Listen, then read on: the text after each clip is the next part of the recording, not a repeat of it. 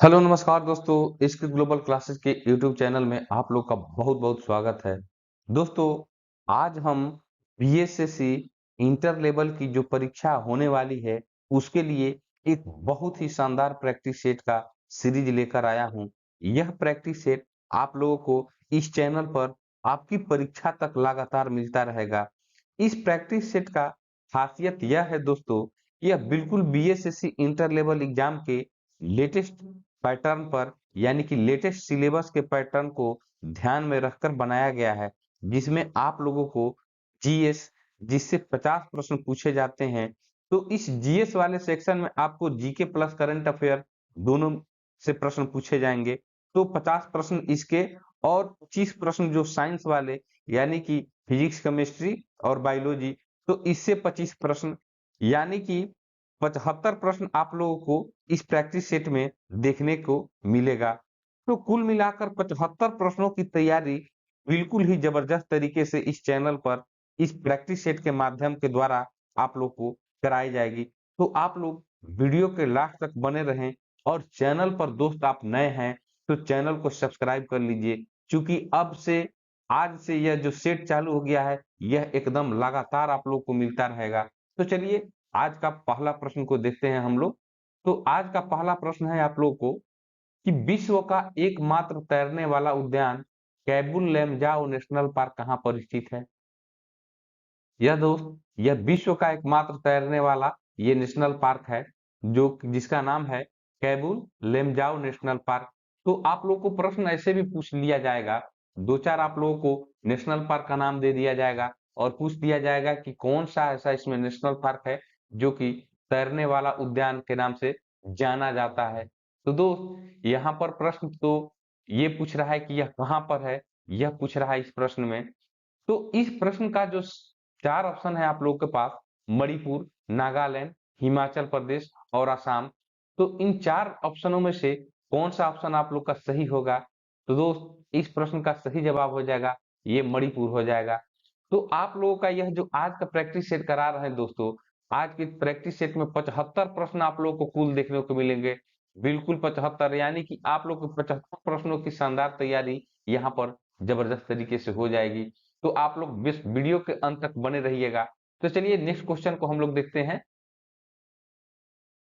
दूसरा नंबर प्रश्न है यहाँ पर दोस्तों, यह देखिए करंट अफेयर का प्रश्न आप लोग का आ गया यहाँ पर।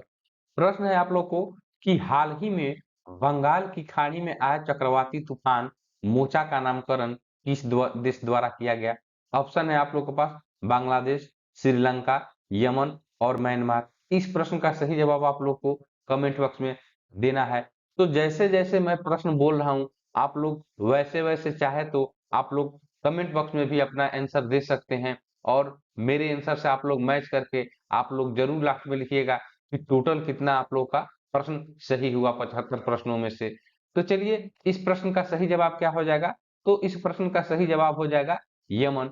यमन द्वारा ही यह चक्रवाती तूफान मोचा का नामकरण किया गया है जो कि बंगाल के खाड़ी में आया था। चलिए नेक्स्ट क्वेश्चन की ओर चलते हैं हम लोग।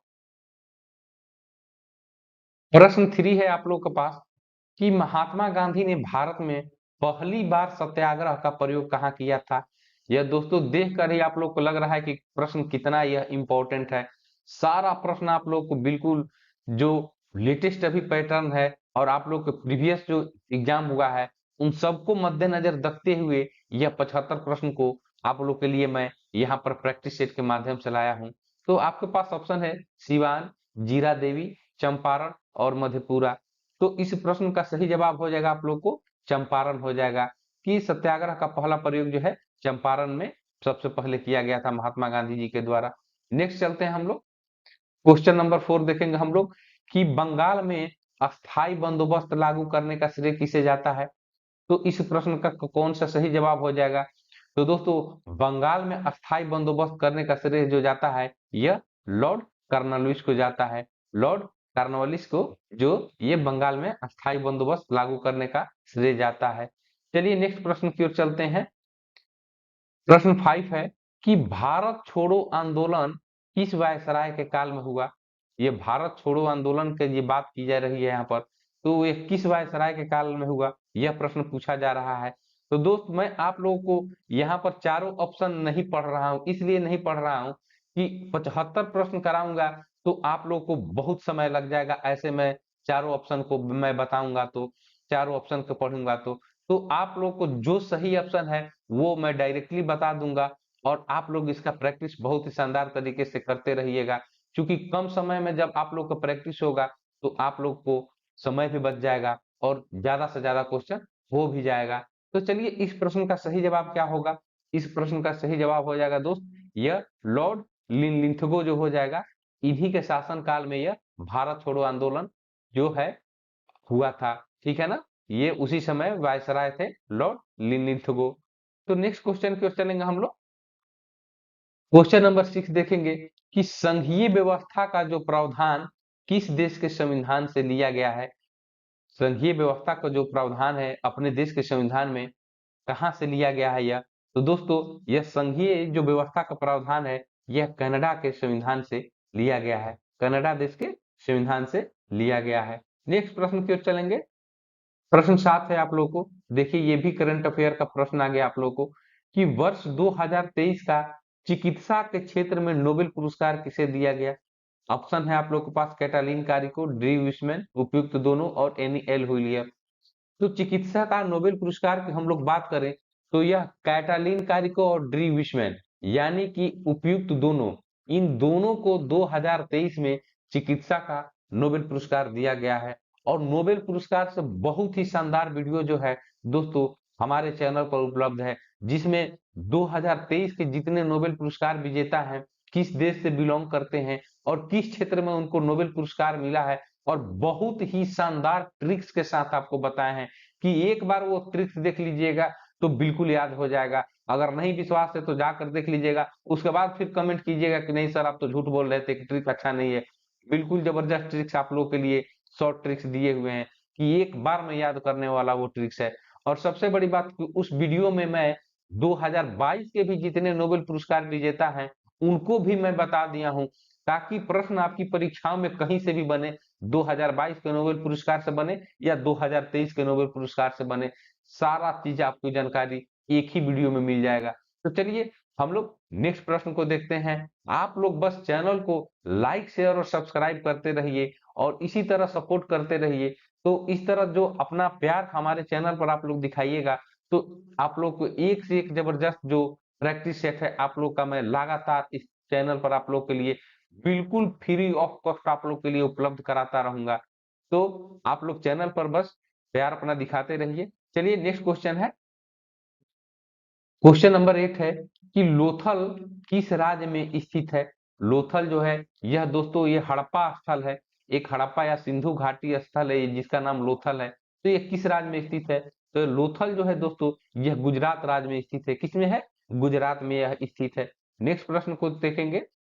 प्रश्न 9 है यहाँ पर कि भारत में आजादी के समय कांग्रेस के अध्यक्ष कौन थे? यानी कि भारत जब आजाद हुआ 1947 में, उस समय भारत के कांग्रेस अध्यक्ष कौन थे? ये प्रश्न पूछ रहा है। तो इस प्रश्न का सही जवाब हो जाएगा आप लोग को जेबी कृपलानी जी जो थे, ये आजादी के समय कांग्रेस के अध्यक्ष थे। नेक्स्ट प्रश्न देखेंगे, 10 नंबर है कि महात्मा गांधी को कैसरे हिंद की उपाधि किसने प्रदान किया?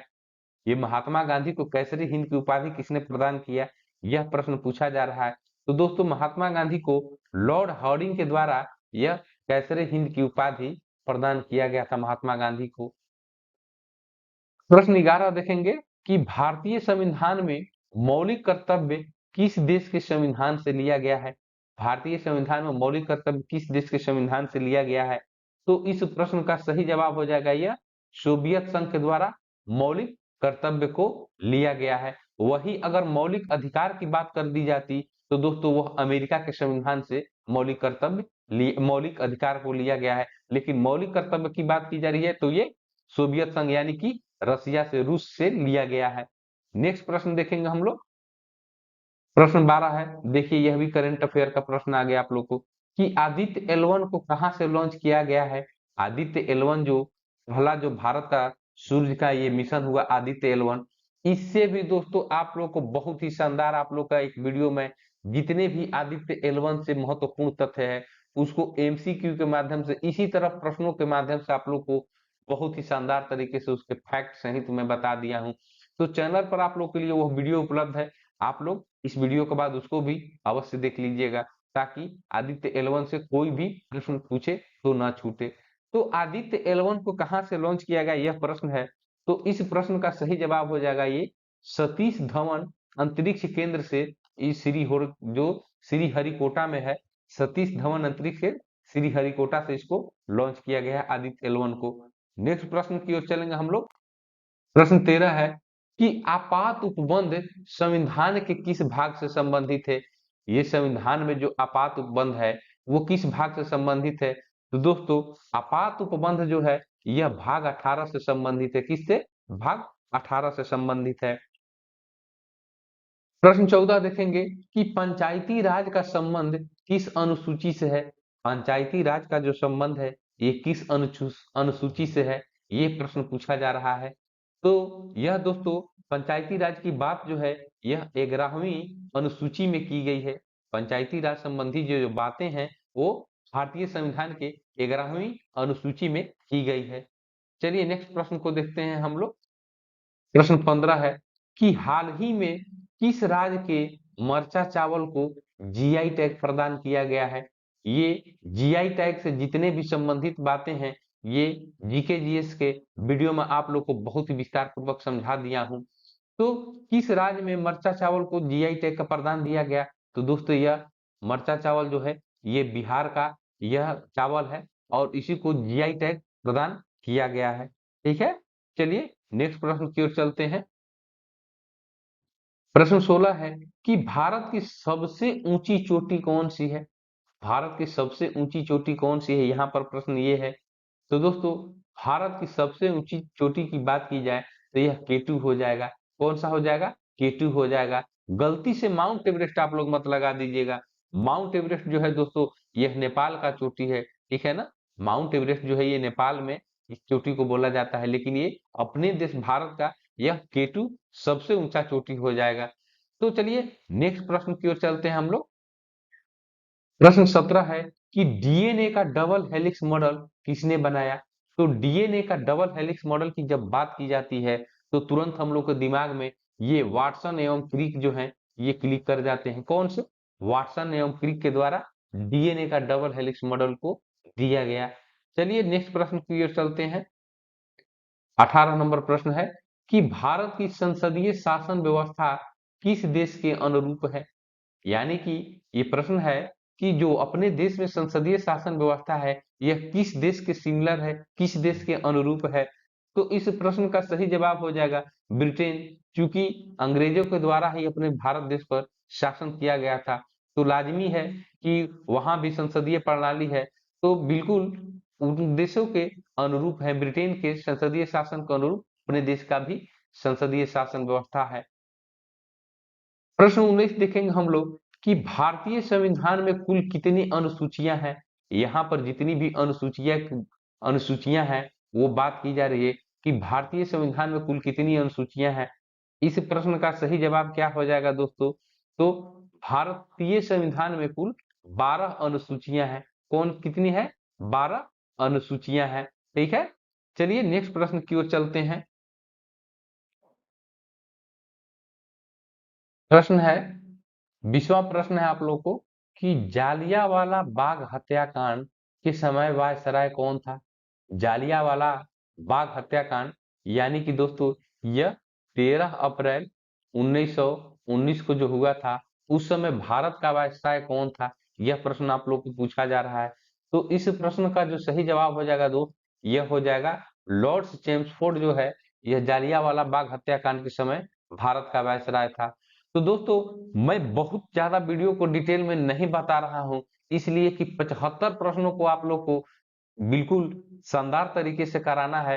तो कम समय में आप लोग को कराने के लिए तो थोड़ा सा ये ऑप्शन को एक एक ऑप्शन को पढ़ना उतना संभव नहीं हो पाएगा। अगर एक एक ऑप्शन में पढ़कर और डिटेल में अगर बताऊंगा तो वीडियो काफी लंबा हो जाएगा, जो कि आप लोग के लिए बिल्कुल टाइम कंज्यूमिंग हो जाएगा। तो आप लोग प्रैक्टिस सेट लगाते रहिए, मैं इसी तरह प्रैक्टिस सेट आप लोग को दूंगा। अगर आप लोग को डिटेल में वीडियो चाहिए तो अगर आप लोग को डिटेल में इस टाइप का वीडियो चाहिए तो आप लोग कमेंट बॉक्स में जरूर लिखिएगा, मैं इसको डिटेल में भी आप लोग को अगला वीडियो से कराऊंगा। तो चलिए आप लोग बस सिर्फ वीडियो को लाइक शेयर और सब्सक्राइब करते रहिए और शानदार तरीके से चैनल पर बने रहिए। और चलिए नेक्स्ट प्रश्न को हम लोग देखेंगे। प्रश्न 21 है। देखिए यहाँ पर प्रश्न है कि अंतर्राष्ट्रीय महिला दिवस कब मनाया जाता है। अंतर्राष्ट्रीय महिला दिवस की यहाँ पर बात की जा रही है। तो दोस्तों अंतर्राष्ट्रीय महिला दिवस जो है यह 8 मार्च को मनाया गया है। कब? 8 मार्च को मनाया गया है। और जितना भी भारत में महत्वपूर्ण दिवस है या विश्व के महत्वपूर्ण दिवस है, यूं कह लीजिए जो परीक्षाओं में बनते हैं, तो उसका सेपरेट वीडियो मैं अपने चैनल पर आप लोग के लिए उपलब्ध करा दिया हूं। तो आप लोग उसको अवश्य देख लीजिएगा। चलिए नेक्स्ट प्रश्न की ओर चलते हैं। प्रश्न 22 है, यानी कि 22वां प्रश्न कि ग्रीनविच रेखा कहां से गुजरती है।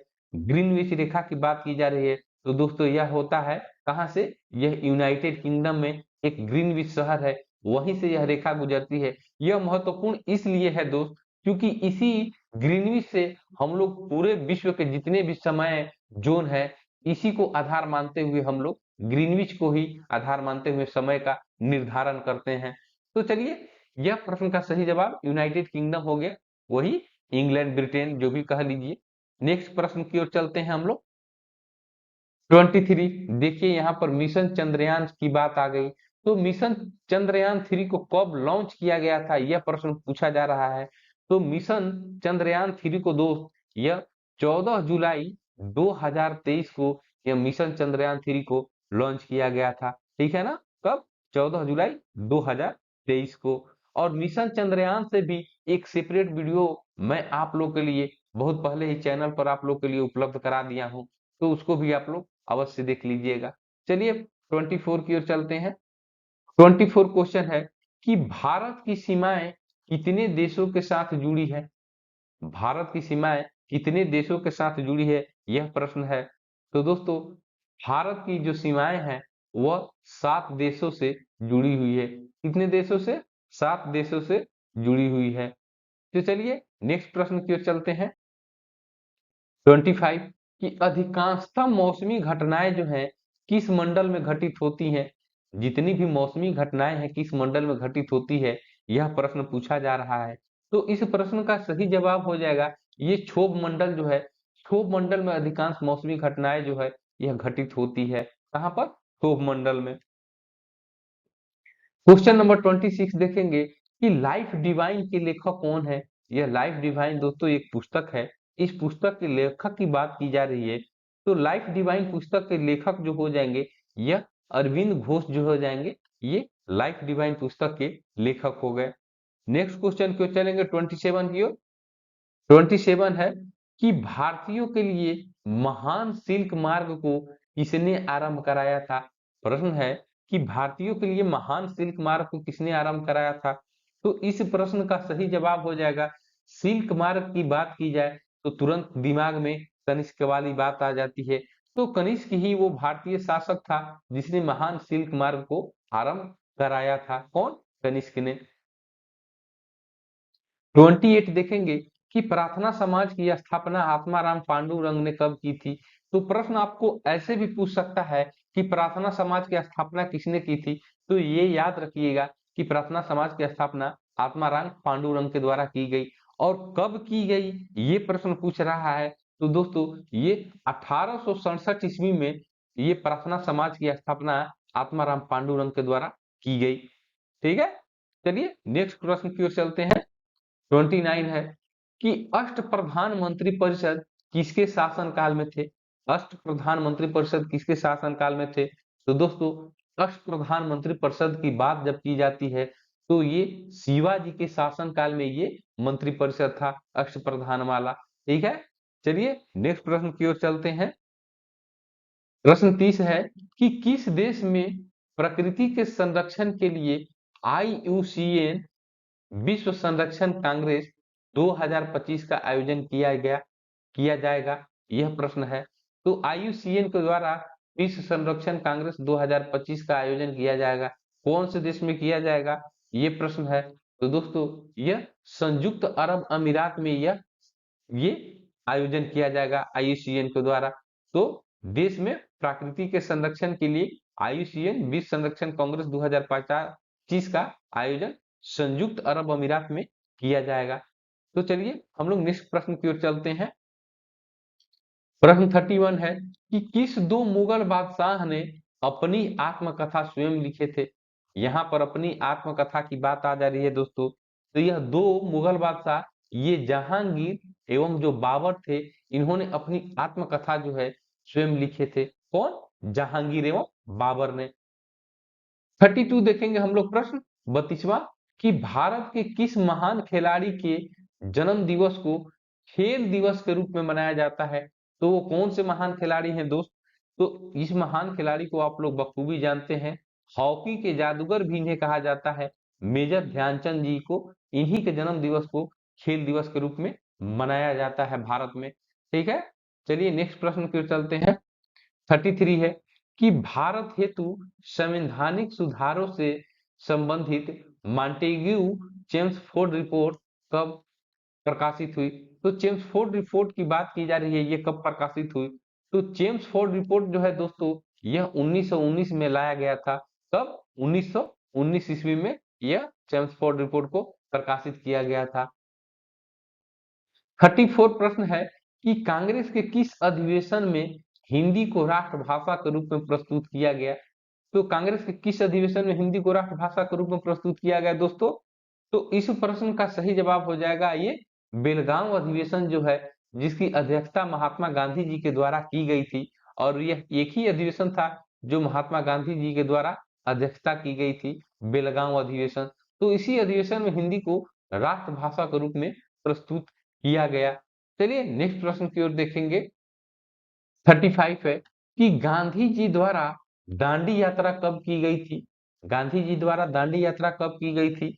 तो शुरुआत की यहाँ पर बात की जा रही है कि मतलब किस वर्ष में यह दांडी यात्रा शुरू हुआ था और खत्म भी हुआ।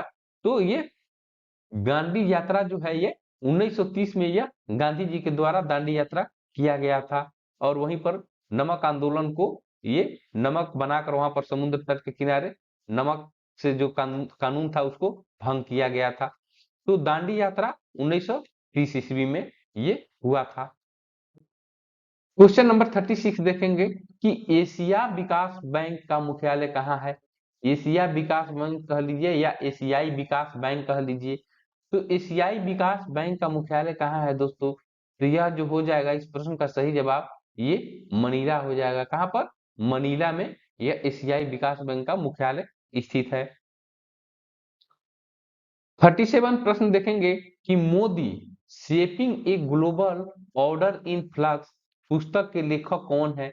Modi shaping a global order in flux पुस्तक के लेखक कौन है। इस प्रश्न का सही जवाब कौन हो जाएगा?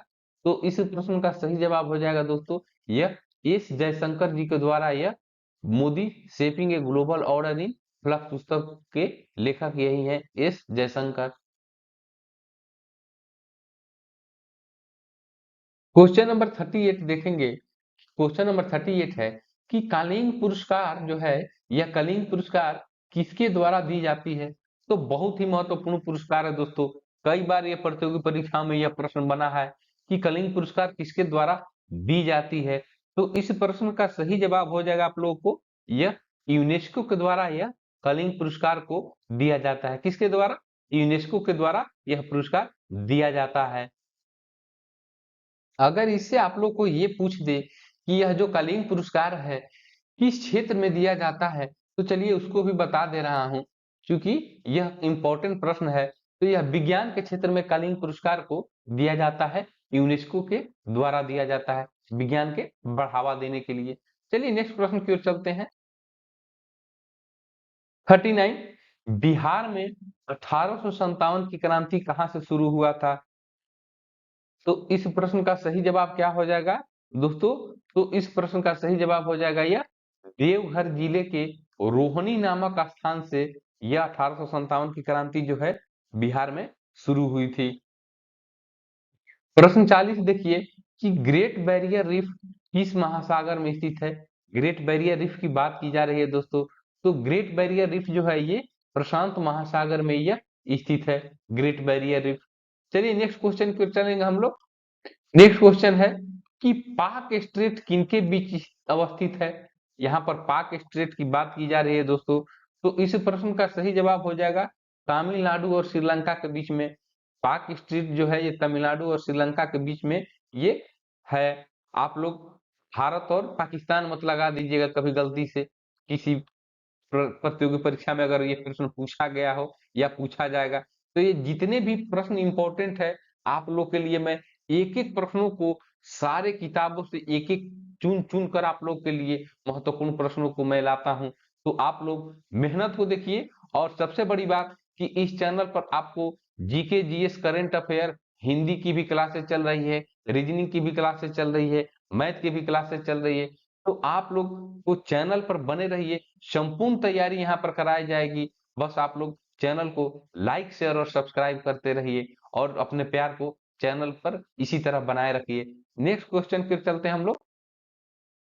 क्वेश्चन नंबर 42 है कि अमर्त्य सेन को किस वर्ष नोबेल पुरस्कार प्रदान किया गया। अमर्त्य सेन को यह दोस्तों 1998 में साहित्य के क्षेत्र में ये नोबेल पुरस्कार दिया गया था, 1998 में। तो नोबेल पुरस्कार वाला अगर वीडियो देखिएगा तो भारत से जितने भी नोबेल पुरस्कार अभी तक जितने लोगों को मिला है, यानी रविंद्रनाथ टैगोर जी से लेकर ये जितने पुरस्कार आप लोग नोबेल पुरस्कार मिला है जिन जिन लोगों को, उसका एक मैं चार्ट वहां पर उपलब्ध करा दिया हूँ। तो आप लोग उस वीडियो को, नोबेल पुरस्कार वाले वीडियो को बहुत अच्छे तरीके से देख लीजिएगा, सारा इंपॉर्टेंट फैक्ट वहां पर उपलब्ध है आप लोग के लिए। नेक्स्ट प्रश्न की ओर चलेंगे। 43 प्रश्न है कि बाणभट्ट किसके दरबार में रहता था। ये बाणभट्ट की बात की जा रही है दोस्त। तो बाणभट्ट जो है ये हर्षवर्धन का दरबार में रहता था। किसके? हर्षवर्धन के दरबार में यह बाणभट्ट रहता था। क्वेश्चन नंबर 44 है कि लेपचा जनजाति भारत के किस राज्य में पाई जाती है। यहाँ पर लेपचा जनजाति की बात की जा रही है दोस्त। तो लेपचा जनजाति जो है यह भारत के सिक्किम राज्य में यह लेपचा पाए जाते हैं। जो लेपचा जो जनजाति है ये भारतीय राज्य सिक्किम में पाए जाते हैं। नेक्स्ट प्रश्न की ओर चलेंगे। 45 पे प्रश्न कि यंग इंडिया पत्रिका का प्रकाशन महात्मा गांधी द्वारा कब किया गया। तो दो प्रश्न यहीं पर बन गया आप लोगों को। अगर प्रश्न आप लोग को परीक्षा में ये पूछ दे कि यंग इंडिया पत्रिका का प्रकाशन किसके द्वारा किया जाता था, तो दोस्त यह महात्मा गांधी जी के द्वारा किया जाता था यंग इंडिया का। कब किया गया यह प्रकाशन, यह प्रश्न में पूछा जा रहा है। तो यह 1919 ईस्वी में यह यंग इंडिया पत्रिका का प्रकाशन जो है महात्मा गांधी जी के द्वारा शुरुआत किया गया था। 46 प्रश्न है आप लोगों को कि कान्हा किसली अभयारण्य जो है किस राज्य में स्थित है। कान्हा किसली अभयारण्य की यहाँ पर बात की जा रही है। तो कान्हा किसली अभयारण्य जो है दोस्तों यह मध्य प्रदेश में स्थित है। कहाँ पर? ये मध्य प्रदेश में स्थित है। वही मध्य प्रदेश जहाँ पर कूनो नेशनल पार्क, जिसमें वो नामीबिया से चीते लाए गए थे, वही मध्य प्रदेश में ही ये कान्हा किसली अभयारण्य भी है। ठीक है ना। कान्हा किसली अभयारण्य किस राज्य में? मध्य प्रदेश में हो गया। नेक्स्ट प्रश्न की ओर चलेंगे। 47 है कि इब्न तूता किस देश का यात्री था। दोस्तों इब्न तूता एक विदेशी यात्री था, और किस देश का यह यात्री था यह प्रश्न पूछा जा रहा है। तो इब्न तूता जो दोस्तों यह मोरक्को का निवासी था। मोरक्को का, यह मोरक्को देश से संबंधित था और अपने भारत में इसने यात्रा किया था। तो विदेशी जितने भी यात्री आए भारत में, चाहे निकोलो कांटी हो, मोरक्को हो, वेंगसांग हो, फाहियान हो, ठीक है ना, ये जितने भी आप लोग भारत में आए हुए हैं सारे विदेशी यात्रियों का मैं वीडियो एक सेपरेट वीडियो में आप लोग के लिए अपने चैनल पर उपलब्ध करा दिया हूं। तो मैं तो ये बोलता हूं कि मेरे चैनल पर जितने भी वीडियो हैं आप लोग के परीक्षा के लिए एकदम बहुत बहुत बहुत ही महत्वपूर्ण है, क्योंकि मैं वैसे ही टॉपिक को लाता हूं जो एकदम ट्रेंडिंग टॉपिक होता है, जिससे प्रश्न आजकल प्रतियोगी परीक्षाओं में उठाए जाते हैं। तो आप लोग चैनल पर बस बने रहिए, और आप लोग के लिए मैं अभी आज की डेट में आप लोग के लिए 99 वीडियो आप लोग के लिए उपलब्ध करा चुका हूं। यानी कि 99 महत्वपूर्ण वीडियो वीडियो जो है आप लोग के लिए महत्वपूर्ण वीडियो आप लोग को मैं अपने चैनल पर उपलब्ध करा दिया हूं। तो आप लोग उसको भी जरूर देख लीजिएगा। ठीक है, चलिए नेक्स्ट प्रश्न की ओर चलते हैं हम लोग। प्रश्न 48 है कि बिरजू महाराज का संबंध किस नृत्य कला से है। यहाँ पर बिरजू महाराज की बात की जा रही है। तो बिरजू महाराज जो है दोस्तों, इनका संबंध कथक से है। किससे है? कथक से है। बिरजू महाराज का संबंध कथक नृत्य कला से है। 49 देखेंगे कि भारतमाला परियोजना के तहत किस राज्य के जोगी घोपा में भारत के पहले अंतरराष्ट्रीय मल्टी मॉडल लॉजिस्टिक पार्क का निर्माण कराया जा रहा है? तो कौन से राज्य में ये मल्टी मॉडल लॉजिस्टिक पार्क का निर्माण किया जा रहा है दोस्तों? तो इस प्रश्न का सही जवाब हो जाएगा ये आसाम हो जाएगा। किसमें? आसाम में। तो यह भारतमाला परियोजना के तहत ये जोगी घोपा, आसाम के जोगी घोपा में ये अंतरराष्ट्रीय मल्टी मॉडल लॉजिस्टिक पार्क की निर्माण किया जा रहा है। प्रश्न 50 है आप लोगों को कि जब शरीर में निर्जलीकरण होता है तो पदार्थ जो समान रूप से शरीर से लुप्त हो जाता है वह है। शरीर में जब निर्जलीकरण हो जाएगा तो कौन सा पदार्थ शरीर से लुप्त हो जाता है? तो दोस्तों इस प्रश्न का सही जवाब हो जाएगा यह सोडियम क्लोराइड जो है यह हमारे शरीर से लुप्त हो जाता है। तो देखिए अब आप लोग के लिए साइंस का यह सेक्शन चलने लगा और साइंस का 25 प्रश्न आप लोग को 75 प्रश्न तक आप लोग को साइंस मिलेगा, यानी कि आप लोग को 26 प्रश्न अभी साइंस के इसमें मैं कराऊंगा।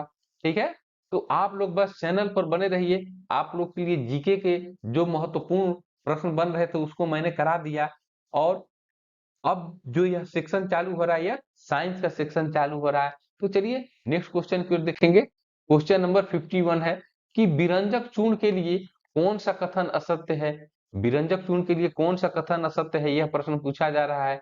तो यह प्रश्न 4 ऑप्शन है आप लोग के पास कि जल में अधिक विलय होता है, हल्के पीले रंग का चूर्ण है, ऑक्सीकारक है, तनु अम्ल की प्रक्रिया से क्लोरीन निष्कासित करता है। तो दोस्तों इस प्रश्न में सही जवाब हो जाएगा यह ए हो जाएगा, जो कि यह बिल्कुल असत्य कथन है विरंजक चूर्ण के बारे में कि यह जल में अधिक विलय होता है। विरंजक चूर्ण जल में अधिक विलय नहीं होता है। यह हल्का पीला रंग चूर्ण होता है, ऑक्सीकारक भी होता है और तनु अम्ल की प्रक्रिया से क्लोरीन निष्कासित भी करता है। तो प्रश्न यहाँ पर असत्य पूछा जा रहा है, सत्य नहीं पूछा जा रहा है। तो असत्य यह ऑप्शन नंबर ए सही जवाब हो जाएगा।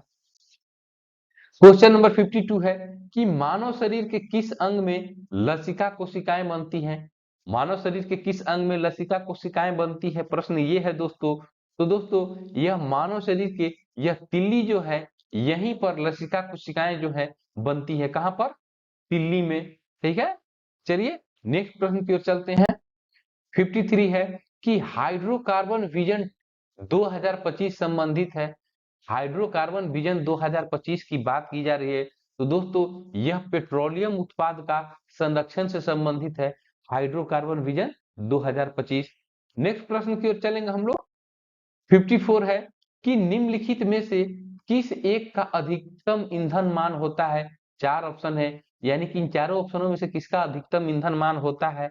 तो इस प्रश्न का सही जवाब हो जाएगा ये हाइड्रोजन जो हो जाएगा, इसका अधिकतम ईंधन मान होता है हाइड्रोजन का। 55 है यहाँ पर कि निम्नलिखित में से किसकी क्रियाविधि रिकॉर्ड करने के लिए ईईजी का प्रयोग किया जाता है? ईईजी का प्रयोग जो है दोस्तों किसकी क्रियाविधि रिकॉर्ड करने के लिए की जाती है? तो इस प्रश्न का सही जवाब हो जाएगा ये मस्तिष्क की क्रियाविधि को रिकॉर्ड करने के लिए ईईजी का प्रयोग किया जाता है। नेक्स्ट प्रश्न की ओर चलेंगे हम लोग। 56 है कि कल्पकम के फास्ट ब्रीडर टेस्ट रिएक्टर में प्रयुक्त ईंधन कौन है? ये कल्पकम के फास्ट ब्रीडर रिएक्टर में प्रयुक्त ईंधन कौन सा है दोस्त? तो यह प्रश्न पूछा जा रहा है। तो दोस्तों वहां पर प्लूटोनियम यूज किया जाता है ईंधन के रूप में। कौन सा? प्लूटोनियम यूज किया जाता है। तो देखिए आप लोग के लिए यह 75 प्रश्न तक ये बिल्कुल साइंस शानदार तरीके से चलते रहेगा। आप लोगों के लिए 50 जीके, जीएस, जीके और उसी में करंट अफेयर और ये साइंस के 25 क्वेश्चन। तो आप लोग इसी तरह आप लोग को प्रश्न पूछे जाएंगे आपके बीएसएससी इंटर लेवल एग्जाम में।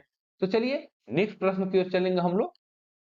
प्रश्न 57 है कि निम्नलिखित में से किस तत्व की कमी को पूरा करने के लिए कीट भक्षी पौधे कीटों को पकड़ते हैं तथा उनका भक्षण करते हैं? किस तत्व की कमी को पूरा करने के लिए दोस्त? इस प्रश्न का सही जवाब हो जाएगा ये नाइट्रोजन।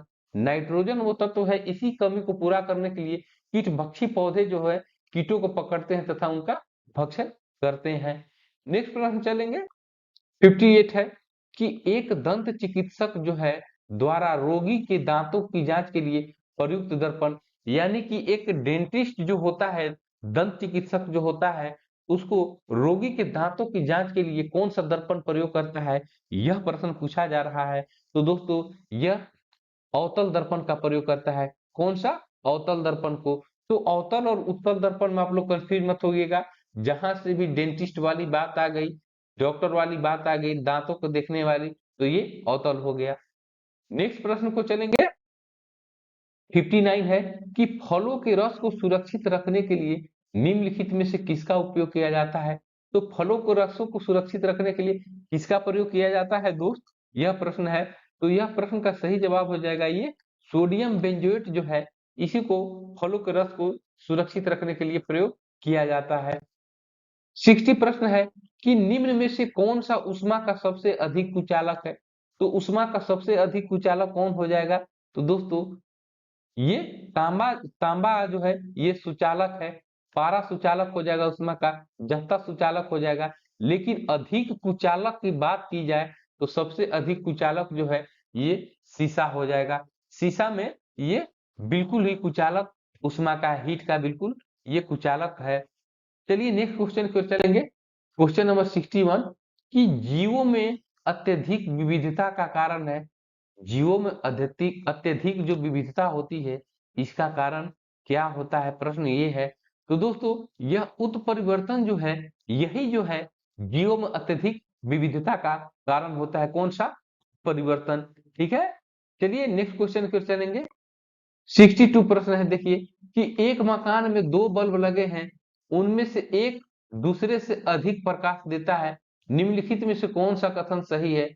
यानी कि एक मकान में दो बल्ब लगे हुए हैं, एक कम प्रकाश दे रहा है, एक ज्यादा प्रकाश दे रहा है। तो इस चारों ऑप्शनों में से कौन सा सही है? ऑप्शन है आप लोगों को, प्रकाश की दीप्ति रेजिस्टेंस पर निर्भर नहीं है, दोनों बल्बों में रेजिस्टेंस समान है, अधिक प्रकाश वाले बल्ब में रेजिस्टेंस अधिक है, कम प्रकाश वाले बल्ब में रेजिस्टेंस अधिक है। तो इन चारों ऑप्शनों में से कौन सा होगा? तो दोस्तों यह प्रश्न का सही जवाब हो जाएगा कम प्रकाश वाले बल्ब में रेजिस्टेंस अधिक है। कम प्रकाश वाले बल्ब में रेजिस्टेंस अधिक है। नेक्स्ट प्रश्न की ओर चलेंगे हम लोग। 63 कि न्यूक्लियर रिएक्टरों में विमंदक और प्रशीतक दोनों की तरह प्रयुक्त होने वाला पदार्थ है, यानी कि वो विमंदक का भी काम करता है और प्रशीतक का भी काम करता है। तो इस प्रश्न का सही जवाब क्या हो जाएगा दोस्तों? यह हो जाएगा भारी पानी हो जाएगा। कौन सा? भारी पानी जो हो जाएगा ये विमंदक और प्रशीतक दोनों की तरह कार्य करता है। नेक्स्ट प्रश्न की ओर चलेंगे। 64 है कि मनुष्य के जीवन काल में कितने दांत दो बार विकसित होते हैं? ये दो बार विकसित होते हैं मनुष्य के जीवन काल में। तो दांतों की वह संख्या क्या है जो दो बार विकसित होते हैं मनुष्य के जीवन काल में? तो इस प्रश्न का सही जवाब हो जाएगा दोस्तों यह 20 दांत जो है जीवन मनुष्य के जीवन काल में दो बार विकसित होते हैं। और कितने दांत होते हैं? 32 होते हैं।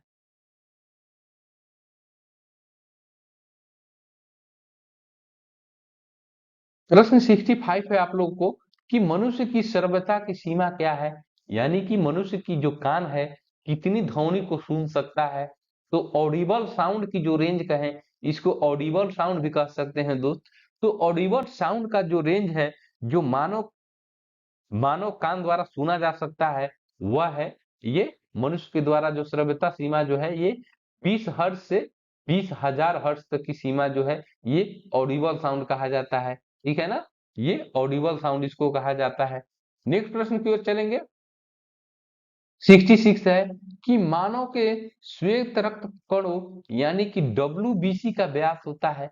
यहाँ पर श्वेत रक्त कण यानी कि व्हाइट ब्लड सेल की बात की जा रही है, WBC की बात की जा रही है। तो श्वेत रक्त कणों का व्यास होता है, कितना होता है दोस्तों?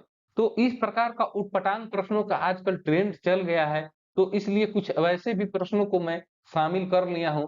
तो यहाँ पर जो व्यास की बात की जा रही है, तो इसका व्यास जो होता है 0.007 मिलीमीटर होता है, यानी कि 0.007 मिलीमीटर जो है इसका सही जवाब हो गया। 67 है दोस्त कि रेफ्रिजरेटर में थर्मोस्टेट का कार्य क्या है? रेफ्रिजरेटर में जो थर्मोस्टेट लगा रहता है दोस्तों, रेफ्रिजरेटर मतलब आप लोग आपके घर में जो फ्रिज है उसी को रेफ्रिजरेटर कहते हैं दोस्तों। रेफ्रिजरेटर जो है उसी को कहते हैं। तो रेफ्रिजरेटर में जो थर्मोस्टेट का कार्य है वो क्या होता है? थर्मोस्टेट का कार्य, तो दोस्तों यह एक समान तापमान को बनाए रखने के लिए यह बिल्कुल ही आवश्यक है थर्मोस्टेट, ठीक है ना। तो यह एक समान तापमान को बनाए रखता है। नेक्स्ट प्रश्न देखेंगे 68 कि भारत की विशाल वन्य बिल्लियों के में किसके बारे में कहा जाता है कि वो हाल में ही विलुप्त हो गई हैं? भारत में विशाल वन्य बिल्लियों के बारे में कहा जाता है कि वो हाल में ही विलुप्त हो गई हैं। वो कौन से किसको कहा जाता था दोस्तों? तो यह जो हो जाएगा चीता के बारे में यहाँ पर बात की जा रही है। किसके बारे में? चीता के बारे में बात की जा रही है। क्वेश्चन नंबर 69 है कि पानी की अस्थायी कठोरता के लिए निम्न में से कौन सा उत्तरदायी है? यानी कि जो वाटर में परमानेंट हार्डनेस होता है किसके कारण होता है यह पानी की अस्थायी कठोरता? यह प्रश्न पूछा जा रहा है आपसे। तो इस प्रश्न का सही जवाब हो जाएगा दोस्तों, पानी में जब कैल्शियम मैग्नीशियम की क्लोराइड्स और सल्फेट जब घुले रहते हैं तो वो परमानेंट हार्डनेस होता है पानी का, ठीक है ना। कैल्शियम मैग्नीशियम और क्लोराइड के क्लोराइड्स और सल्फेट दोनों घुले रहते हैं तो पानी में परमानेंट हार्डनेस रहता है, पानी की अस्थायी कठोरता रहती है। चलिए नेक्स्ट प्रश्न की ओर चलेंगे। प्रश्न नंबर 70 है कि किसी व्यक्ति का पूरा प्रतिबिंब देखने के लिए एक समतल दर्पण की न्यूनतम ऊंचाई होनी चाहिए। यानी कि आप अपने को ही रख लीजिए, आपकी पूरी परछाई देखने के लिए एक समतल दर्पण में आप लोग देख रहे हैं तो पूरा परछाई कब दिखाई देगा? उस दर्पण का न्यूनतम ऊंचाई कितना होगा कि आपका पूरा परछाई दिखाई देगा? तो इस प्रश्न का जो सही जवाब हो जाएगा वह हो जाएगा दोस्तों, यह व्यक्ति की जितनी ऊंचाई है उसका आधा जरूर होना चाहिए, तभी वो न्यूनतम ऊंचाई होता है। इसी न्यूनतम ऊंचाई पर एक वस्तु कह लीजिए या व्यक्ति का पूरा प्रतिबिंब देखा जा सकता है, ठीक है ना। जो उसकी ऊंचाई का आधा होना चाहिए न्यूनतम ऊंचाई। चलिए नेक्स्ट प्रश्न की ओर देखते हैं। 71 है कि निम्नलिखित में से कौन सा रसायन कृत्रिम वर्षा में प्रयोग होता है? कृत्रिम वर्षा के लिए कौन सा रसायन प्रयोग होता है दोस्तों? तो यह दोस्त हो या जाता है यह सिल्वर आयोडाइड जो है यह रसायन कृत्रिम वर्षा में प्रयोग होता है। कौन सा? सिल्वर आयोडाइड हो गया। क्वेश्चन नंबर 72 है कि जब किसी झील की तली से उठकर वायु बुलबुला ऊपरी सतह तक आएगा तो उसका आकार क्या हो जाएगा? तो जब झील की तली में जो बुलबुले उठते हैं तो वह ऊपर सतह तक आएगा तो उसका आकार क्या हो जाएगा? ऑप्शन है बढ़ जाएगा, घट जाएगा, यथावत बना रहेगा या चपटा होकर तस्त्रीनुमा हो जाएगा। तो इस प्रश्न का सही जवाब हो जाएगा यह जो हो जाएगा जैसे जैसे वो ऊपर आएगा उसका ये आकार जो है यह बढ़ जाएगा। क्या हो जाएगा? आकार बढ़ जाएगा। तो इस प्रश्न का सही जवाब ये हो जाएगा। 73 है कि निम्नांकित में से कौन सा उर्वरक मृदा में सर्वाधिक अम्ल छोड़ता है? कौन सा उर्वरक है जो मृदा में सर्वाधिक अम्ल छोड़ता है दोस्तों? तो इस प्रश्न का सही जवाब हो जाएगा ये हो जाएगा अमोनियम सल्फेट जो है यह मृदा में यह सर्वाधिक अम्ल को छोड़ता है, यह अमोनियम सल्फेट ही है। 74 क्वेश्चन देखेंगे कि निम्नलिखित तत्वों में से कौन सा सर्वाधिक यौगिक निर्माण करता है? ये सर्वाधिक यौगिक निर्माण की यहाँ पर बात की जा रही है। कौन सा तत्व हो जाएगा दोस्तों सर्वाधिक यौगिक का निर्माण करता है? तो इस प्रश्न का सही जवाब हो जाएगा दोस्तों यह कार्बन है। कार्बन जो है बहुत जो है सर्वाधिक यौगिकों का निर्माण करता है। कार्बन बहुत सारा यौगिक का निर्माण करता है, ठीक है। नेक्स्ट प्रश्न देखेंगे 75 है दोस्तों। यह प्रश्न जो है आप लोग का आज का इस सेट का प्रैक्टिस सेट 1 का बीएसएससी आप लोग की इंटर लेवल की जो परीक्षा है उसका अंतिम प्रश्न है इस प्रैक्टिस सेट का। तो क्यूसेप में क्या मापा जाता है यह आप लोग को प्रश्न है। तो क्यूसेप में क्या मापा जाता है दोस्तों? तो ये जल की बहाव जो है इसको हम लोग क्यूसेक में मापते हैं। जल की बहाव को क्यूसेक में मापते हैं। तो आज का यह 75 प्रश्न जो महत्वपूर्ण है आप लोग के लिए मैं बहुत ही शानदार तरीके से लगभग 40 से 45 मिनट में आप लोग को मैं करा दिया हूं।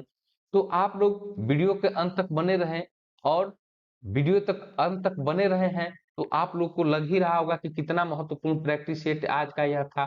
तो आप लोग कमेंट बॉक्स में जरूर लिखिए कि आप लोग को 75 प्रश्नों में से कितने प्रश्न का जवाब आप लोगों ने सही दिया, ताकि मुझे भी लगे कि आप लोग की तैयारी जो है कैसे चल रही है।